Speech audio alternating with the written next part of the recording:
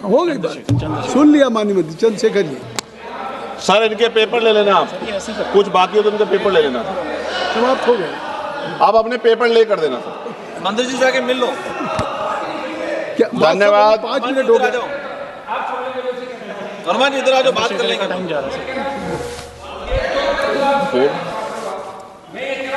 धन्यवाद सभापति जी। विकसित भारत गारंटी फॉर रोजगार एंड आजीविका मिशन ग्रामीण पर मैं अपनी गंभीर आपत्ति और सुझाव रखना चाहता हूं। सबसे पहले तो मैं स्पष्ट करना चाहता हूं, ग्रामीण रोजगार गारंटी कोई सरकारी दया नहीं, यह इस देश के गरीब, मजदूर और वंचित वर्ग का कानूनी और संवैधानिक अधिकार। इसी अधिकार को पहले महात्मा गांधी राष्ट्रीय ग्रामीण रोजगार गारंटी अधिनियम के माध्यम से मान्यता दी गई थी, लेकिन आज सरकार उस कानून को हटाकर एक नई योजना ला रही और निधि का जो बंटवारा केंद्र राज्य में 60 और 40 का है। माननीय सभापति जी, आप भी उत्तर प्रदेश से आते हैं, मैं भी। उत्तर प्रदेश सरकार पे 8 लाख करोड़ का कर्ज है, हर नागरिक पे 31,000 का कर्ज। ऐसे में क्या राज्य इसको आगे बढ़ा पाएगा?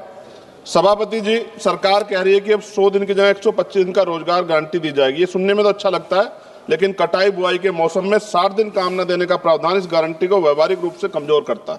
जिन राज्यों में कृषि एकमात्र विकल्प है, वहां मजदूरों के सामने काम भी नहीं, मजदूरी भी नहीं जैसी स्थिति बनेगी। ग्रामीण भारत में कृषि का संकट, मशीनीकरण, जलवायु आपदाएं तेजी से रोजगार खत्म कर रही है। ऐसे में 125 दिन भी अपर्याप्त है, जबकि कई राज्यों में लोग 300 दिन काम चाहते हैं, जिन्हें उन्हें काम करने से बाहर न रखा जाए।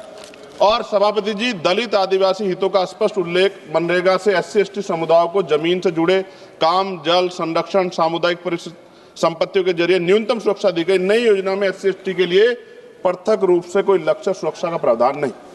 और सभापति जी, आपदा के समय छूट सरकार की मर्जी पर, प्राकृतिक आपदा में छूट देना सरकार के विवेक पर छोड़ा गया, जबकि आपदा के समय तो सबसे ज्यादा बेरोजगारी, सबसे ज्यादा पलायन होता है। यह प्रावधान अधिकार नहीं, अनुग्रह बनता है। जब तक स्पष्ट जवाबदेही और दंड व्यवस्था नहीं होगी, ये प्रावधान सिर्फ कागजों में रह जाएगा। मैं कुछ सुझाव भी दे रहा हूं सभापति जी, मंत्री जी बैठे हैं। सामान्य मजदूरी नहीं है जो मनरेगा के मजदूरों को मिलती थी, सामान्य नहीं। मेरे यहाँ 232 या 37 रुपए मिलते हैं सर। मेरी मांग है कम से कम 500 रुपए न्यूनतम मजदूरी दी जाए और रोजगार गारंटी बिना मौसमी शर्तों के लागू की जाए। रोजगार दिनों की सीमा राज्यों को बढ़ाने का अधिकार न्यूनतम 300 दिन और केंद्र तय करे, लेकिन राज्य चाहे तो 365 दिन तक बढ़ा सकते हैं और केंद्र अतिरिक्त सहायता दे। SC/ST और आदिवासी क्षेत्रों के लिए विशेष पैकेज, आदिवासी क्षेत्रों में 300 दिन गारंटी, भूमि, जल, जल आधारित कार्यों की प्राथमिकता, पैसा और FRA कानून में तालमेल, महिलाओं के लिए अनिवार्य 50% कार्य, हर पंचायत में कम से कम 50% काम महिलाओं के लिए आरक्षित, मासिक धर्म अवकाश, गृह, जल, स्वच्छता, देखभाल कार्यों की प्राथमिकता। अंतिम पेज है सर। सभापति जी, काम तय करने का असली शक्ति ग्राम सभा, ग्राम पंचायत पर भुगतान में देरी होने के 30 सेकंड में खत्म करूंगा सर। भुगतान में देरी होने स्वतः मुआवजा अधिकारियों की व्यक्तिगत जवाबदेही तय की जाए।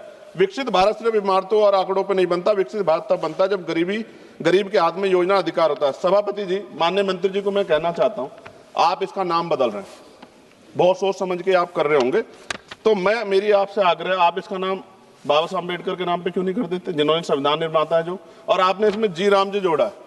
अच्छी बात है, आपकी बहुत सारी योजनाएं राम जी के नाम पे है। मेरी आपसे मांग है, आप इसमें जी राम जी की जगह जय भीम जी कर दो, उसमें क्या चला जाएगा? आपको सबके हितों का ध्यान रखना चाहिए ना।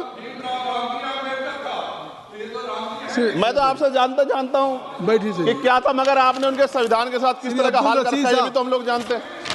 सभापति जी, एक सेकंड भाई, मैं तो सुझाव दे रहा हूं। आप सर शेखर जी, आप चेयर को कहिए। हाँ सर, आपके माध्यम क्यों कहते हैं? नहीं, थैंक यू। आपने 30 सेकंड मांगा था, 1 मिनट सर, ये बीच में बोल के थोड़ा सा वो हो गया। सर मैं खत्म कर रहा हूं 10 सेकंड में। मैं उनको नहीं कह रहा, मैं आपके माध्यम से कह रहा हूं मंत्री जी को। सर, ये देश देख रहा है, आप अगर महापुरुषों का अपमान करेंगे तो लोग इसका चुनाव के समय हिसाब करेंगे। मेरी बात को याद रखें। धन्यवाद। जय भीम, जय भारत। सर आपका बहुत बहुत शुक्रिया। सर आपका बहुत बहुत शुक्रिया। अपनी बात रखने से पहले मैं बारामूला के मेरे पार्लियामेंट्री कॉन्स्टिट्यूंसी के उस नौजवान को मुबारकबाद देना चाहूँगा। आके